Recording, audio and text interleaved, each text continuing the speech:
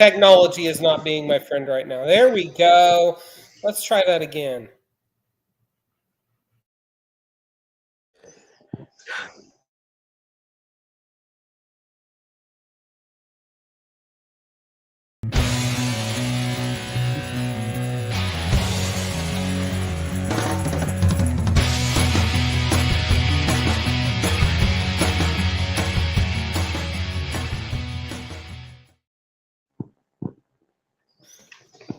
Hello, Internet. Welcome to episode number 318 of the Comic Watchers Show. He's Chad, and I'm Matt. And this is our show where we talk about comics. Our guest this week is author and academic A. David Lewis, whose new book, The Body, Soul, and Comics, posits that comics are a tool for creating empathy, among many, many other cool things. So, David, welcome to the show. Thank you so much for having me, and I love the lead-in. I love the music, just grabbing you at the beginning, and I was checking out all the different covers that I recognized. It's so great to be here. Well, thank you very much. So, Chad, why don't you jump in and get us going? Well, I'm just wondering how deep this is going to get because I started reading the book, and it's a meaty read. Is there an audiobook coming out? Oh, you know what? I would love to do an audiobook. I checked the contract just recently, and I still have the audio rights if I ever want to do that. So if there's interest, I am all for it. I have been told that I have a face for radio, so that this really could be very effective, a good medium for me. Okay. Aside from that, welcome to the show. Thank you for taking the time. I'm going to say this is a little bit out of our usual purview of guests, but again, we're going to let's get academic. I'll come down from the ivory tower. I promise. I mean, even though Body, Soul, and Comics, yeah, it's intended as an academic text. It can be used in classrooms. It is also supposed to connect. It's not supposed to hide behind complicated words and jargon and like unnecessary sophistication. I'm hoping it just leads to good conversations and intriguing questions. Well, before we get into those interesting conversations, tell us about your comic book origin. How did you start reading comic books? What made you want to continue reading comic books? And I've been reading comics all my life. I read everything. Okay, so like I read fiction, nonfiction, memoir, poetry, plays. Comics have always been in the mix, particularly because I think I'm kind of a visual learner. I think I really am drawn to narratives and stories that have strong visual elements to them, whether that's movies or television or illustrated novels or comics. So they've been with me all my life. It was only around college where I got the gumption to bring comics into the classroom. I had professors that were welcoming it. They really wanted to encourage us. This was both in sort of literary theory and even a Shakespeare class, any way that we could sort of get our hands around the ideas and the notions that they were addressing. If heavy metal was your way in, if Dungeons and Dragons was your way in, or if comics was your way in, and for some people it was all three, they encouraged that. And I've been pretty inspired by that through much of my life. I've tried my hand at writing a few comics and collaborating with just some really talented and amazing artists along the way. But what pays the bills is actually being a professor man and standing up in front of a class and lecturing on composing papers, on sometimes religious studies, how it pertains to healthcare. And that ultimately led me to look at both of those things in terms of the comic book medium. Wow. That's pretty deep stuff. Like Chad said, that's a lot deeper than our normal element here, but we're going to do our best to not get overwhelmed and get pulled under. No, please. I'd love for this to be light and fun, and we can go at this at any level. So tell me more about how comics act as a tool for empathy. Let's just start there at your general treatise. Sure. So, okay, I'll start theoretical and nerdy, and then I'll bring it down to something a little more concrete, okay? Theoretical and nerdy. The thing that's so beautiful about comics as a medium, now, whether we're talking about film or we're talking about music or we're talking about theater, they all are powerful. They all have their own benefits and skills and such. But what I think is particularly fascinating about comics is something that Scott McCloud pointed out. Scott McCloud, who wrote Understanding Comics, pointed out that we take these static panels, we integrate the text and the image together, the word and the picture together, and then we try to smush these panels together in our brains. It's not like a movie that unfolds no matter, unless we hit pause, it's going to unfold at its own pace, or music that's going to play at its own key. With comics, the reader has to animate things, and the reader has to hear the characters' voices, and the character has to move them from one shot or location to the other. Now, in doing that, in sucking that all into our brain and making the panels sort of flitter together, we also have to sort of embody them in a way. Imagine how we would move through Avengers Mansion. Imagine how we would move through the Hall of Justice. Imagine what an arm cocked back and then thrown forward by the Thing. We have to imagine our own arm or someone else's arm doing that. We have to sort of embody it. Even if we don't physically do it, we do it up here. With those mental gymnastics that we do for really any comic, Garfield, right?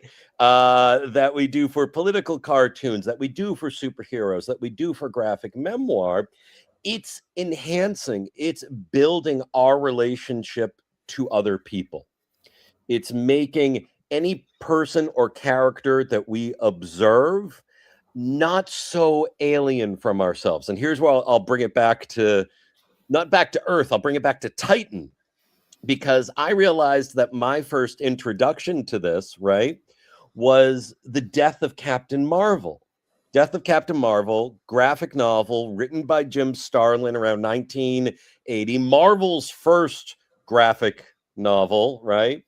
But it took the idea of cancer that people may have experienced themselves or with family members or with loved ones, blew it up big, gave it to a superhero, right? And then presented this emotional scene and tableau and vignette about how would you approach this? How would you, even if you were a godlike superhero with incredible galactic consciousness. So what was it Captain Marvel had? He had cosmic awareness. Awareness. Thank you. Yeah, that's it. So comics allow us to not only take these things out of the strictly mundane, we can take them into the fantastic, but also causes us to absorb them and run them through our brains in a way that isn't alarming or jarring. Some people say video games are too violent. I'm not one of them, but that video games are showing too much violence or films are too violent.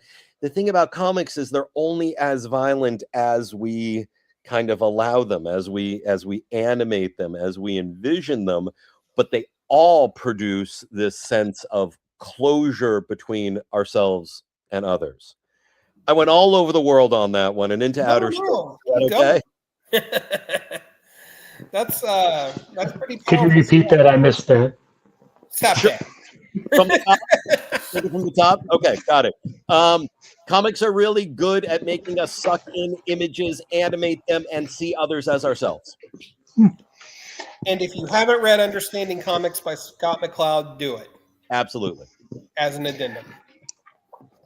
I was, just kind of going through the book, and it looks like you kind of cover a wide berth of stories. I mean, you talk about Crisis on Infinite Earth, you talk about 52 in the Crime Bible. Oh yeah. Were there any, should I expect some discussion on Kingdom Come? Kingdom Come was a big one for me. Kingdom Come, I'm going to reveal my age a little bit here. I'm sorry to scare everyone. I love that Kingdom Come is now out as like a single edition, right? That you can pick up at libraries and bookstores and airports. But I experienced Kingdom Come first run, right? When I was at the end of high school and early college.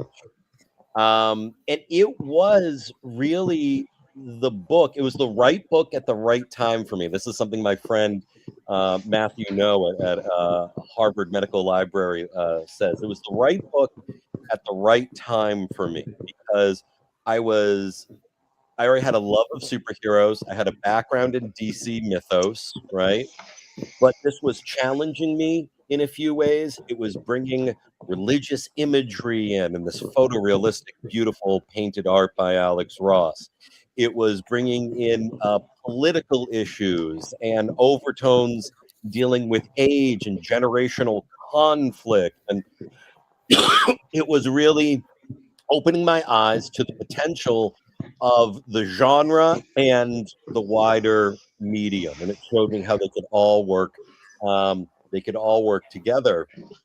And ultimately, it served as a really kind of cool skeleton key into.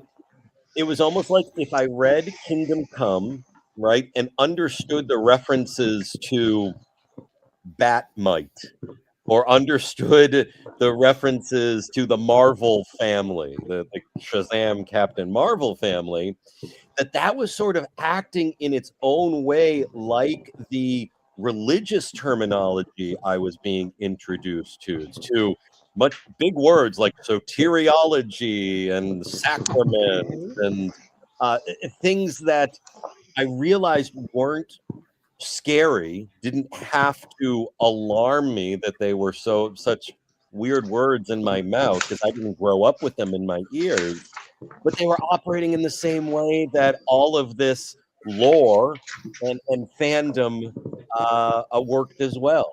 So it kind of created a really nice parallel and a soft landing for my further religious education there. I just want to say that you're not aging yourself because I was about the same age when it came out too. So okay, cool. Yeah. Only slightly younger, not anything significant. I don't want to alienate your audiences. I'm sure that there are a bunch of people from all sorts of generations that are into the Comics Watchers. So I didn't want them to go, oh, it's a bunch of old guys talking. Yikes.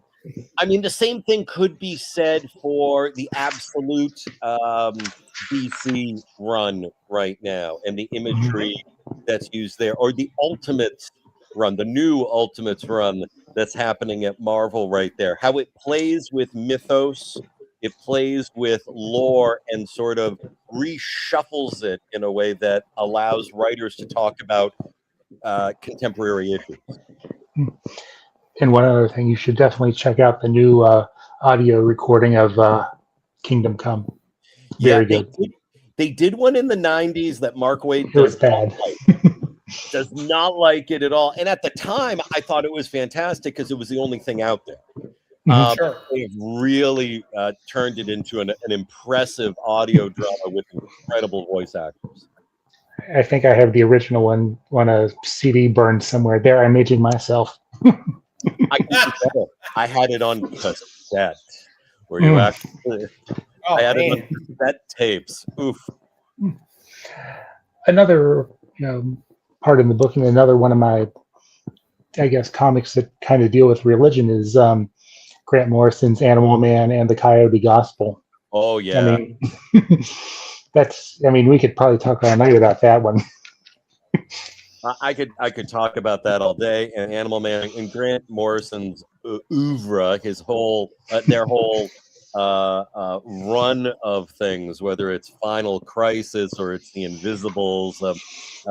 Grant Morrison does a bunch of incredible things. But what drew me to specifically that issue, Animal Man, number 5, The Coyote Gospel, is because it gave me the visual language to talk about a certain theologian. We don't talk about theologians that much. That's okay. But in this one case, I could talk about this guy named Mircea Eliade, who suggested that our everyday life, our flesh and bone and phones and books, isn't as real as the sacred space beyond everything, right? He called that sacred space, that divine space, the capital R real, okay? And that our reality is just sort of this lesser washed out version of things. Well, Coyote Gospel does the same thing. Coyote Gospel has the character sort of go to this higher plane that is cartoony, that is a cartoony higher plane, and come down to our or Animal Man's really jagged, terrible, horrible, bloody level of existence. And then Grant Morrison, and I think it was Doug Tuazog was the illustrator. I could be wrong. Chaz Trog. Thank you. Trog. Thank you. Thank you. I've always said Trog. I'm probably wrong, but you got much closer than I did. In the final panels, paints a paintbrush drawing Animal Man's reality, suggesting that it is artificial also. And I just loved playing. This was Eliade's idea that we may think everything is very real and very tangible, very measurable, very medical, very bodily, but in fact, there are still other levels we could get to, or we could understand things at. Comics is operating as this really impressive shorthand for just even, you don't have to believe it. You don't have to believe it at all. But just for understanding the concept, it's an incredible tool. I love it. Yeah. When you're talking about comics as tools, and of course more than just superheroes, but as tools themselves, like how much of the onus falls on the reader themselves to interpret it a certain way? Fantastic. That's a great question. And yeah, I'm including superheroes. I'm not discounting superheroes at all, but I do want to identify that comics are also sci-fi, graphic memoir, historical, journalistic, poetic, and all the like. I'm taking that all in as much as I have a love for superheroes. So the question you suggested is how much we call this hermeneutics, right? This is the study of interpretation. How much hermeneutic power does the audience have, right?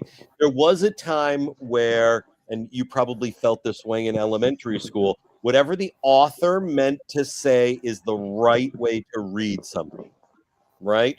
And maybe we listen to music that way. However, the musician says, Bruce Springsteen says Born in the USA is a protest song. So no matter how much a political campaign might try to cash in on it, he's actually protesting the Vietnam War, the treatment of veterans, the system, and so forth. Now, you can do that. You can let the authorial voice have control. But there's actually a theorist who I really love, comes up in the book. His name is Wolfgang Iser. His suggestion is that the meaning of something, whether it's a song or a comic or a play, meaning is not created until there are 3 points. Just think of a triangle. 3 points. There's what the author or musician or creator or sculptor, whatever was the force that created it. There's the created thing itself. When the play gets on stage, there's the playwright, and then the play is produced and it's on stage.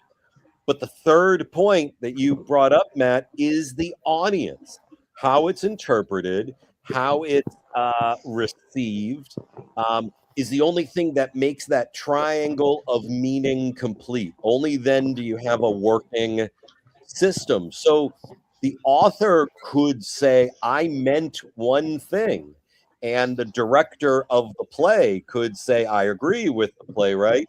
I wanted it to come out this way as well. But if the audience, if a teenage audience, if a drunk audience, if an elderly audience, if an international audience doesn't agree, then that meaning's not achieved. They can't just say it has to be this way. I'll go back to what I was saying earlier. I think because we have to actively absorb and animate and vitalize comics, the role of the audience is perhaps bigger with comics than with many other media. I'm just letting all this soak in. No, you're good. I thought you were about to say something, I'll take Chad. it to one other level. The beautiful thing about superhero comics in particular, and how many decades a number of these characters have gone on, is that the one day the reader often becomes the writer, the author. Someday you have Kurt Busiek and you have Mark Waid, who I mentioned, and any number of these people who had their Jim own Shooter. interpretation. Sorry? Oh, I was just saying Jim Shooter is a famous Jim Shooter's a example. great example. They had their own reading of a character that later, when they moved to the author position or the editor position or the publisher position, they could enforce. They could say that he's more Clark than Superman, not Superman than Clark. That's the way I've always read him, and I want that to be the author's position. Or Batman's always been traumatized and seeking family. Okay, let's go from reader to the author position there. And each generation gets its own shot at it in moving from the audience position into that author position. I think that's fascinating because when you look at it through that particular perspective, then you're immediately getting to funnel two things. One, like you mentioned, is the generational change in terms of perspective on the character, right? Yeah. But the other thing is that, very simply, comics are always a reflection of our world and what's going on in it.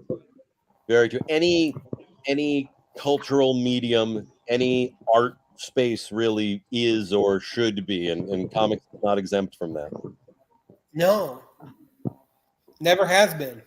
I mean, I think that this is sort of going a little. I talk a little bit about Superman in my book, but I think Superman's immigrant identity is more important than ever right now in 2026. Right?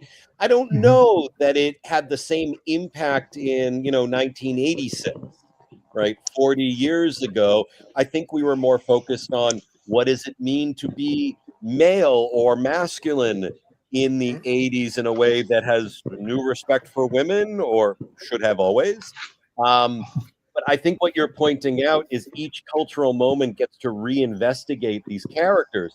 This does exist beyond superheroes, whether you're doing Sherlock Holmes or Christopher Nolan is doing the Odyssey again, or you bring back James Bond, another 20th century invention.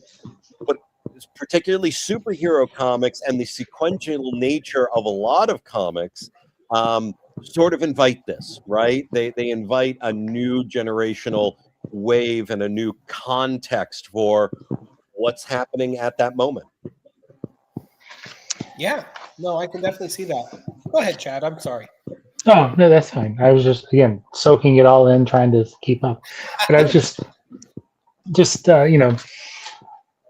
in the book, you don't, I don't say you're coming out swinging, but you talk about Islam and comics, Jewish comics, Jewish influence, and Muslim. I mean, I think sometimes that seems like a subject some people don't want to kind of shy away from. It's delicate for people, and I can understand that. Religion is powerful, for many. It's closely held by many. There are extreme examples of it. There's also beautiful examples of it. I try not to privilege any religious position or a non-religious position, frankly, throughout the book. But I want to believe that so long as all perspectives on faith or spirituality are approached with respect, we should be able to discuss it, right? We should be able to have good faith conversations about these things. And comics is, again, a wonderful space for this. The reason I think it's such a good space is that if you watch a movie like, just off the top of my head, Passion of the Christ, okay? Passion of the Christ, you have a filmmaker and actors who really want you to believe something. They really want to sell you on a particular idea, and they want you to forget, as any filmmaker does, that you're watching something performed, right? They want you to believe in the acting, believe in the moment. The wonderful thing about comics is you never forget it's a comic. You never forget that you're holding, whether it's on a screen or on paper, there's always representationality, right? It's never ultra photorealistic. Even if we use photos, the Italians use this thing called fumetti, which is actually photo panels one by one, sort of like the way you might do. Actually, John Byrne is doing this now with Star Trek. He's taking old Star Trek, the original series, screenshots, and creating new comics out of it. It's really fascinating. But you never forget, right, that you're holding a comic and it's artificial. So we can have conversations about this simulated reality, simulated faith, without having to make claims or generalizations or point fingers about real life faith. So, all that said is, yes, I was raised in a Jewish household, and as an adult, I became interested and became more involved in Islam. And these days, I'm sort of a weird hybrid between the two that also enjoys Christianity and Buddhism and Zoroastrianism.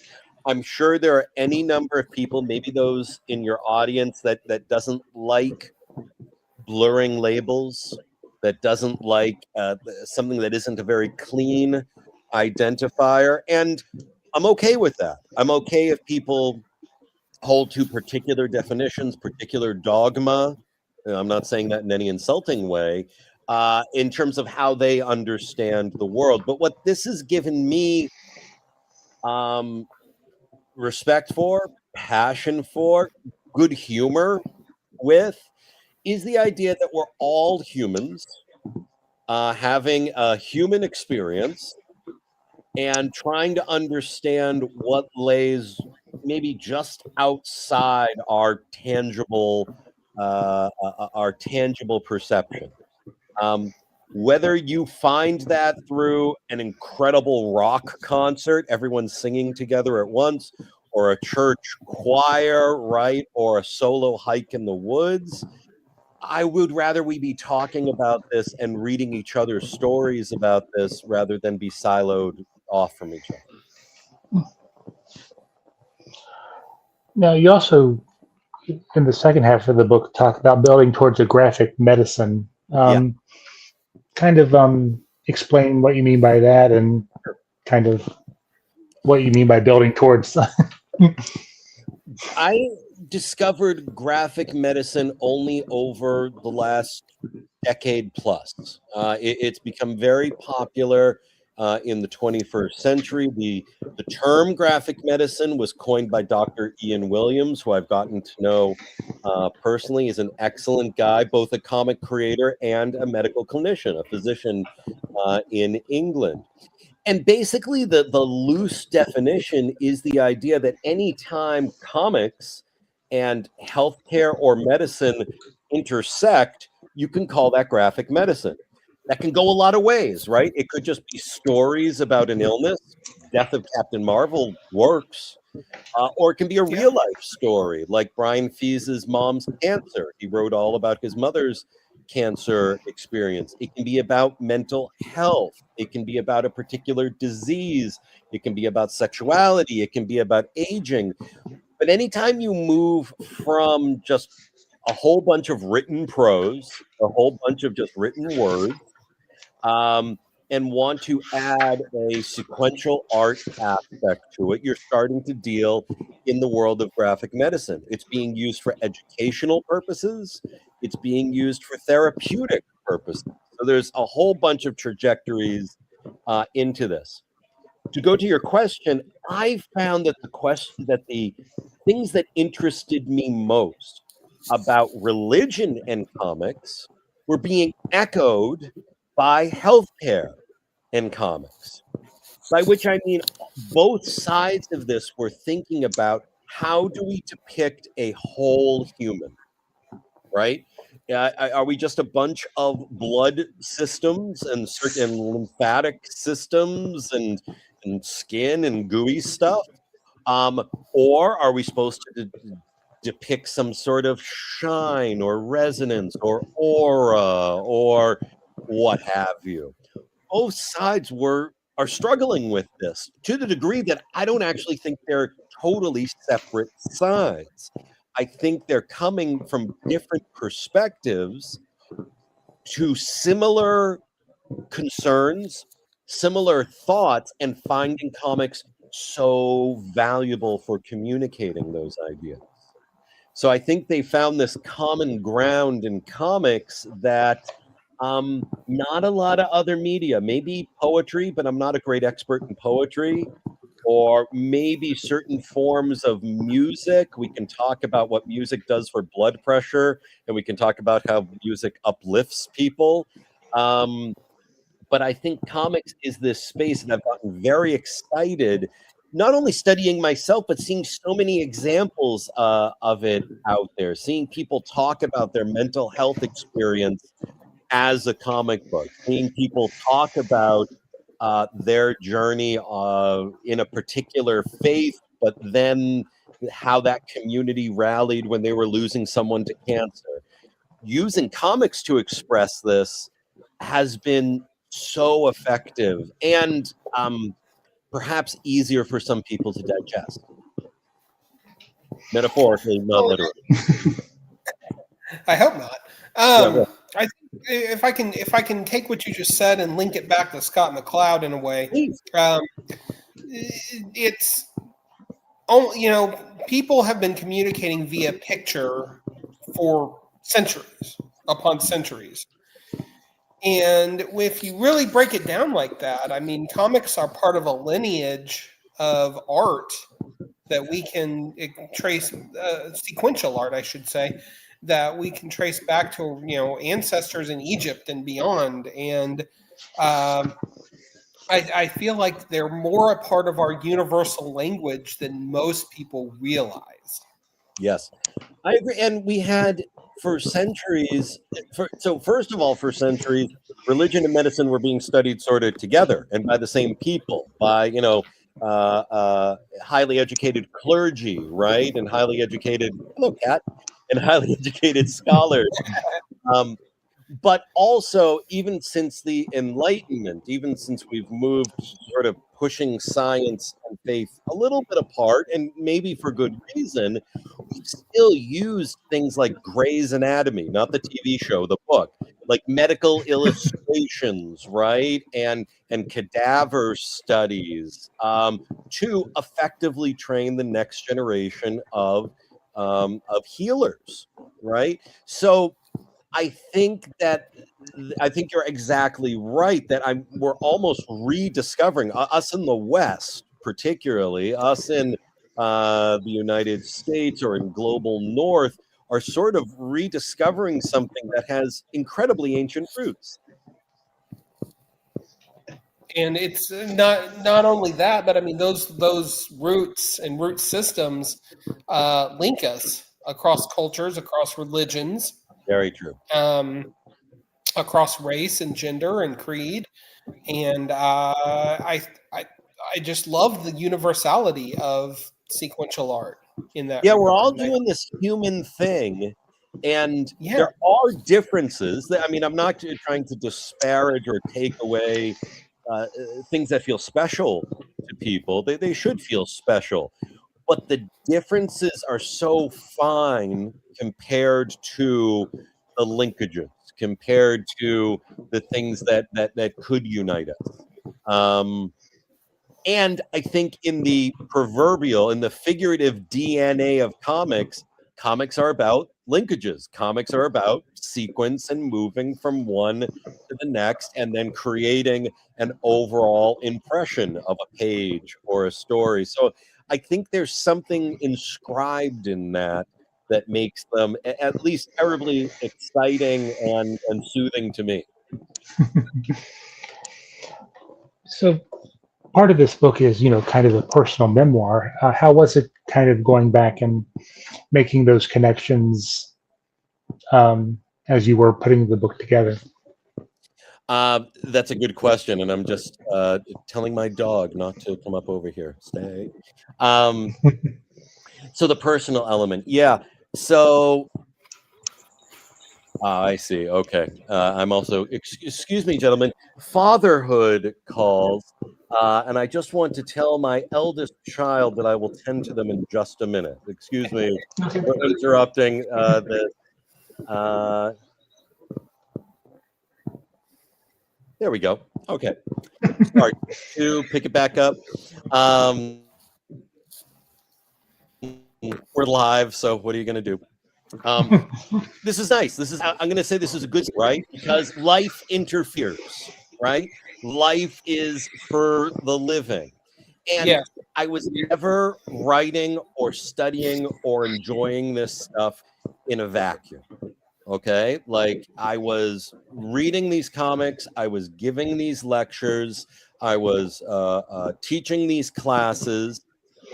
While life was unfolding, there was a pandemic unfolding. I was going through a divorce. My children were growing. My family members were getting old. So it seemed really disingenuous, excuse me, to scrub all of that from the writing, to pretend that I'm this third person, omniscient, unknowable voice. And pretend that what's being written here is coming from just ancient wisdom that you cannot question. So I had to kind of get over myself and allow myself to be seen a little bit.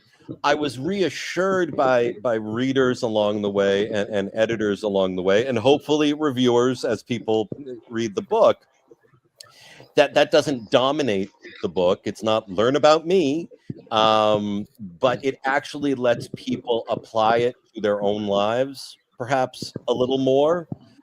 Takes it out of the theoretical realm and into more of a lived realm, and then invites readers, people who don't have the platform that I have and the privilege that I have, encourages them to speak out, speak up, and deliver their own experiences. So that was my concern. That was my hesitation. I wanted to run away and hide and just be the voice of Oz from behind the curtain. But ultimately, I was convinced that letting a little bit of personality show through actually was more consistent with what I was trying to do. well, and I think it makes it, it's already a dense read. All right. Yeah. I think putting a little bit of yourself in the narrative like that makes it a lot more accessible and personable anyway. Yeah, hopefully so. Hopefully it also lets.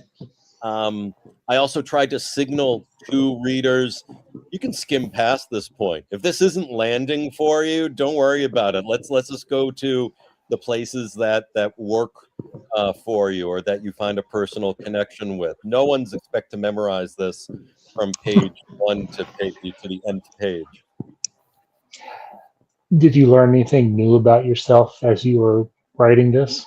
Yeah. Oh, Chad, thank you for that question. Yes, I learned a few things. The one that's leaping to mind first is, when you put together a book like this, you generally do the index and the dedication and acknowledgments last, right? And you get to take this big step back and say, what did I do here? There should have been a plan all along, but was it effectively rendered?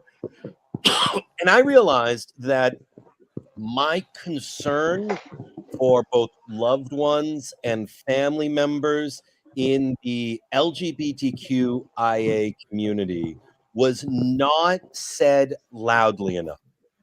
It really takes such a position in my life now. I think I comment more on pluralism, on I respect all faiths, and I comment more on class and education, how we, shouldn't judge someone by the number of letters after their name, and sexism. So I'm trying to break down a number of things that are meaningful to me.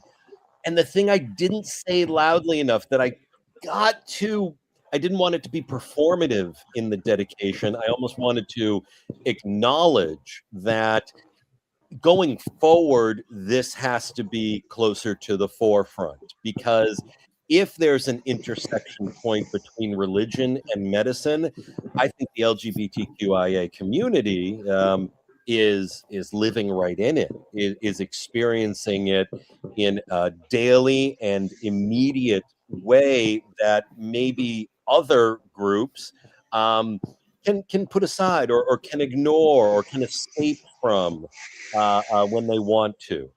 So that's what I learned. I learned that my compass heading is good, but my map is not fully constructed yet. I like that. Yeah, I was going to say, that's actually pretty deep.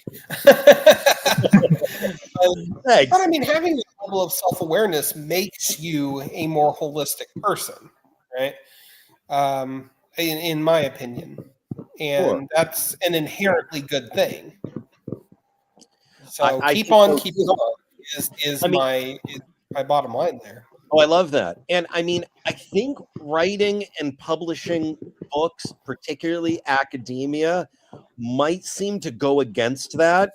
It's like, here, learn this. Here's important stuff I know. Go absorb this. But I'm hoping I got an early review on the book from Publishers Weekly. And it was only a lukewarm review. That's okay. I'm open to all different responses. The closing line to it was, I think Lewis leaves audiences with more questions than answers. Okay. And I think they mean that as a criticism. I think they mean I was supposed to impart more answers here, wise old guy telling you things. But I actually write these books and produce it so that people can voice their questions, can find the language for their questions, or the space for their questions, or the allies for their questions. So I actually took it as sort of a backwards compliment. Ooh, good! I'm making people question things. I like that. That's much more my style than read my book and learn. Yeah, I think I agree with you. It's when something makes me kind of want to expand my world or start questioning, then it's done its job and more. And often it's fiction. Often it's novels or sci-fi or fantasy or romance that accomplishes that. I think that academia too often takes this authoritarian position. You will agree with what I say. But I think there are a lot of scholars like me that really aren't feeling that way. We're really just feeling we want to contribute to a conversation and keep it going, keep it unfolding. So maybe I've accomplished that here. I'll find out. I'll find out as I read the Amazon reviews or the book list reviews if people were left with useful questions that they enjoyed pondering, rather than a question like, "What the hell was that all about?" Any feedback from your peers? Like other. It's been very positive. I mean, I have a lot of supportive people in my life, but I think for the most part, they're pleased that I saw a thing recently on TikTok about how people who identify as polymaths, that is, people who are interested in a lot of fields at once, right? Someone who's interested in art and mathematics and grunge rock, polymaths sometimes have a very difficult time of expressing how they see these things fitting together. They just look scattered. They just look like they're chasing the next shiny thing, when actually they're sort of forming something in their head that doesn't have a shape yet. And the best feedback I've gotten from my peers is, "Oh, this is what you've been doing? This is what you've been trying to circle for the last 15 years? This is why you jumped from literary studies to literature and comics to religion and comics to healthcare and graphic and sequential art and graphic medicine." And it's not meant to be apologetic or defensive in any way, but I may have finally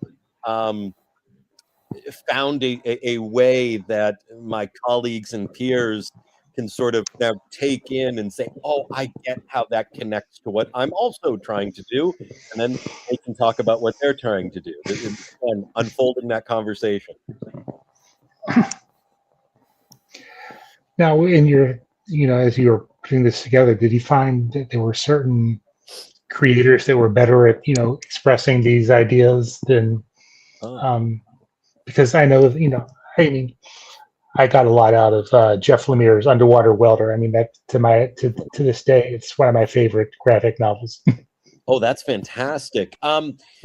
Yeah, I do find that a lot. I'm thinking specifically of the examples that I included in the book. I know that G. Willow Wilson does a terrific job, whether she's doing Ms. Marvel or Wonder Woman, sort of instilling the human and the tangible, right? Also with a sense of wonder and the divine, without alienating anyone, actually considering breaking down alienation.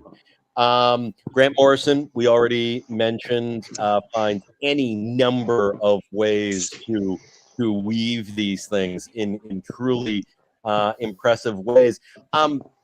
One that just springs to mind, just moving outside of superhero comics for a moment, Pornsak Pinshat, who wrote Infidel. He used to be an editor, and now, I mean, he still might edit a number of things, but we know him primarily as a writer now. His work on Infidel, which I got to read an early script was such a beautiful use of horror, right? Use of the supernatural and horror to explore the human condition, healthcare, and bias and persecution and othering people and healing. So I want to give him definitely a shout out there. I think the place that I'm most drawn to these days academically, I'm reading all sorts of things for my own pleasure, particularly Dungeon Crawler Carl. I don't know. Have you heard of Dungeon Crawler Carl? I'm listening to I'm on audiobook 3. This is doing something that I'm fascinated with, and I don't know what final shape it's going to take, but I love it. But the place that I'm finding actually the most academic interplay is with graphic memoir. More and more people's stories that wouldn't have 10 years ago, 20 years ago, been not only put in comic book form, but then published nationally, internationally. It's really yielding the biggest dividends to me. Recently, I read, any number of stories about mental health crises, whether that's bipolar disorder and how that engages in someone's life. There's Rachel Lindsay's RX. There's Ellen Forney's Marbles, Depression, Hyperbole and a Half by Ali Bosch. I'm finding that some of the most effective work is taking me outside of my comfort zone in fiction that I think can be very powerful. I'm not disparaging fiction, but it's finally giving me an appreciation for real life stories that I find a purchase with, that I find a connection. So, once you're done with this book, where do you go from here? Is there, more? Good question. Is there a sequel? Is there a sequel? Well, so like the academic stuff, yeah, I have articles and stuff coming out over the next year or two.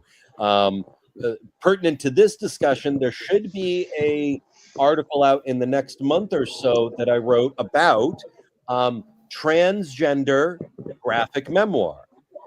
Transgender individuals who are writing about their own stories, writing about their own life experiences. But what's fascinating about them to me is that they have to really give particular thought into how they want to be depicted, how they want to be represented, right? Do they present in a very feminine form? Do they present in a masculine form? Does their presentation change over time? What I find so remarkable about the choices that are made here is I think that cisgender people whose sex, birth sex, and their gender identity align, I think we're making these choices too, but on a much less conscious level, right? I think that when we think about how am I going to draw young me versus old me, single guy me versus dad me, is my avatar, can I keep it light brown or do I have to move it to gray?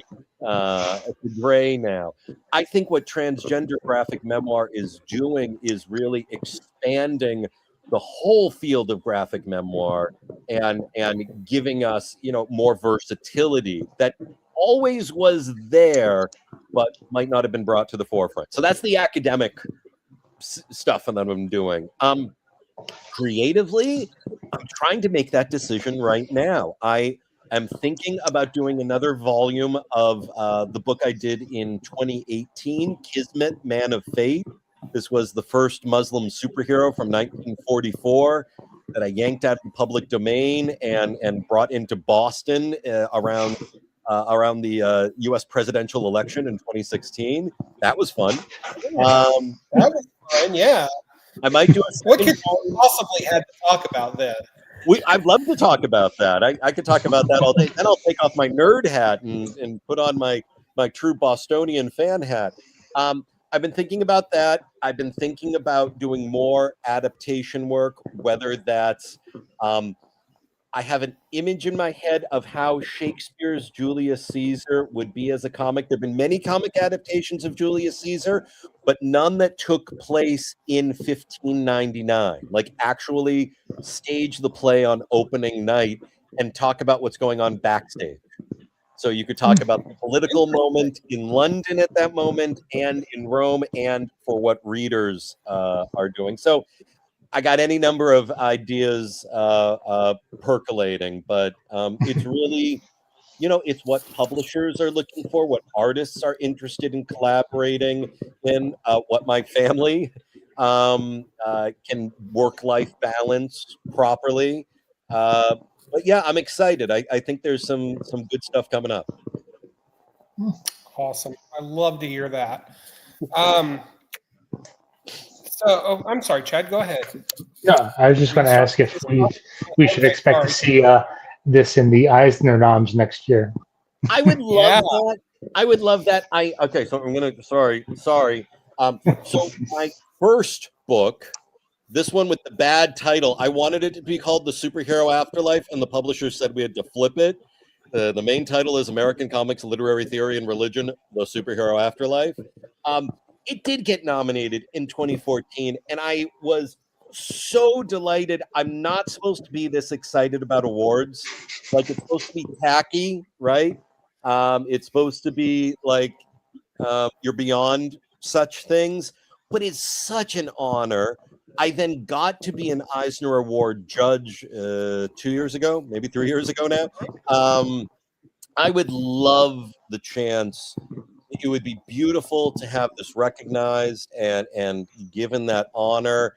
I would love to go back out to San Diego to the Eisners. But I will say this one caveat, right? I will say that the Eisners do an excellent job of raising voices that to which attention should be paid, right? So if in the coming year scholarship comes out about some really heady and important and hot button issues, I'm not going to cry. I'm not going to be offended that I didn't get to get a fancy honor. I do like them, and I really hope they consider it. I strongly suspect you've got a good case for it.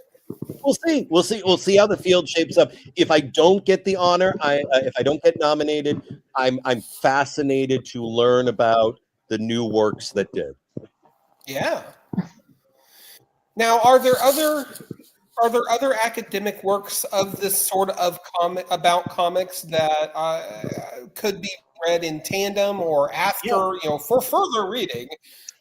Check this out that you might recommend. Yes. I was particularly inspired. It just had an anniversary re-release, the Graphic Medicine Manifesto. A number of authors collaborated on this, people that I've come to call friends. The Graphic Medicine Manifesto lays out all the ways in which comics and healthcare, medicine and healing and sequential art can engage each other. And it's very readable, it's very accessible, and it really has springboarded a lot of great work here. If it's not too much of if it's not too ugly of me, I'll mention one other book that I was involved with. And this was several years ago, but this is Graven Images, Religion in Comic Books and Graphic Novels. It is a collection, it's an anthology of a whole bunch of scholars and creators. B. Willow Wilson is in there, Pornsack's in there as well. All of us talking from many different faith positions about what comics can do, about what comics can accomplish in terms of religion. So without those two books, Graven Images and the Graphic Medicine Manifesto, you wouldn't have Body, Soul, and Comics.